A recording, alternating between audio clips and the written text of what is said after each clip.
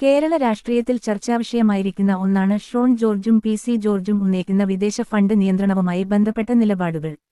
വിദേശത്തു നിന്നുള്ള സാമ്പത്തിക സഹായങ്ങൾ, ഫോറിൻ ഫണ്ടിംഗ്, രാജ്യത്തിന്റെ സുരക്ഷയെയും സാമൂഹിക സുസ്ഥിതിയെയും ബാധിക്കുമെന്ന വാദമാണ് ഇവർ പ്രധാനമായും ഉയർത്തുന്നത്. വിദേശ ഫണ്ടുകൾക്ക് കടുപ്പിടിക്കാൻ കേന്ദ്രം, ഷോൺ ജോർജിനും പി.സി. ജോർജിനും സഭയ്ക്കും ഇടയിൽ സംഭവിക്കുന്നത് എന്ത്? നമുക്ക് നോക്കാം. വിദേശത്തുനിന്നുള്ള ഫണ്ട് വിനിയോഗത്തിൽ കൂടുതൽ സുതാര്യയും കർശന നിയന്ത്രണങ്ങളും വേണമെന്ന നിലപാടിൽ ഉറച്ചുനിൽക്കുകയാണ് ജനപക്ഷം നേതാക്കളായ പി.സി. ജോർജും ഷോൺ ജോർജും.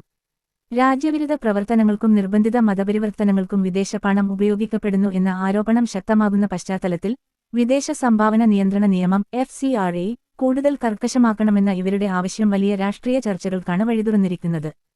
എന്താണ് ഈ വിവാദത്തിന് പിന്നിൽ? വിദേശത്തുനിന്ന് സഭയുടെയും വിവിധ NGOകളുടെയും പേരിൽ എത്തുന്ന കോടിക്കണക്കിന് രൂപ കൃത്യമായി ഓഡിറ്റ് ചെയ്യപ്പെടണമെന്നാണ് ഷോൺ ജോർജ് ഉന്നയിക്കുന്ന പ്രധാന വാദം.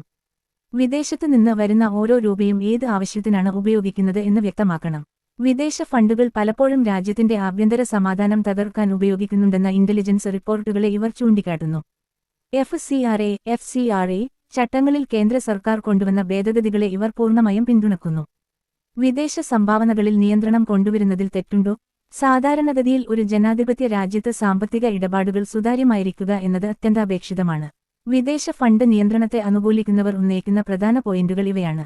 ചാരിറ്റിയുടെ പേരിൽ വരുന്ന പണം രാഷ്ട്രീയ ഇടപെടലുകൾക്കോ തീവ്രവാദ പ്രവർത്തനങ്ങൾക്കോ ഉപയോഗിക്കുന്നത് തടയാം. വിദേശ പണം രാജ്യത്തിന്റെ സമ്പദ്വ്യവസ്ഥയെ അസ്ഥിരപ്പെടുത്താതിരിക്കാൻ കൃത്യമായ നിരീക്ഷണം ആവശ്യമാണ്. വലിയ തുകകൾ കൈപ്പറ്റുന്ന സംഘടനകൾ പൊതുസമൂഹത്തോടും സർക്കാരിനോടും മറുപടി പറയാൻ ബാധ്യസ്ഥരാണ്. സഭയുമായി ബന്ധപ്പെട്ട സ്ഥാപനങ്ങളിലേക്ക് വരുന്ന ഫണ്ടുകളെ സംശയനിഴലിൽ നിർത്തുന്നത് സേവന പ്രവർത്തനങ്ങളെ ബാധിക്കുമെന്ന് ഒരു വിഭാഗം വാദിക്കുന്നു. എന്നാൽ വ്യക്തിപരമായ താൽപര്യങ്ങൾക്കായി പണം വകമാറ്റുന്നത് തടയാൻ കർശന നിയമങ്ങൾ വേണമെന്ന് സഭയ്ക്കുള്ളിലെ തന്നെ ഒരു വിഭാഗം ആഗ്രഹിക്കുന്നുണ്ട്. ഷോൺ ജോർജിന്റെ നിലപാടുകൾക്ക് സോഷ്യൽ മീഡിയയിലും മറ്റും വലിയ പിന്തുണ ലഭിക്കുന്നത് ഈ ശുദ്ധീകരണ വാദത്തിന് ശക്തി പകരുന്നു. വിദേശത്തു നിന്ന് വരുന്ന പണം കൃത്യമായ വഴിയിലൂടെയാണ് ചെലവഴിക്കുന്നതെങ്കിൽ പുതിയ നിയമങ്ങളെ ഭയപ്പെടേണ്ടതില്ലെന്നാണ് പി.സി. ജോർജിന്റെയും ഷോൺ ജോർജിന്റെയും പക്ഷം.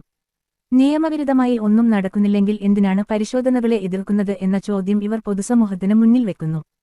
കയ്യേടികൾക്കപ്പുറം ഈ വിഷയം വരും ദിവസങ്ങളിൽ കേരള രാഷ്ട്രീയത്തിലും സഭാതലങ്ങളിലും വലിയ ചലനങ്ങൾ സൃഷ്ടിക്കുമെന്ന് ഉറപ്പാണ്.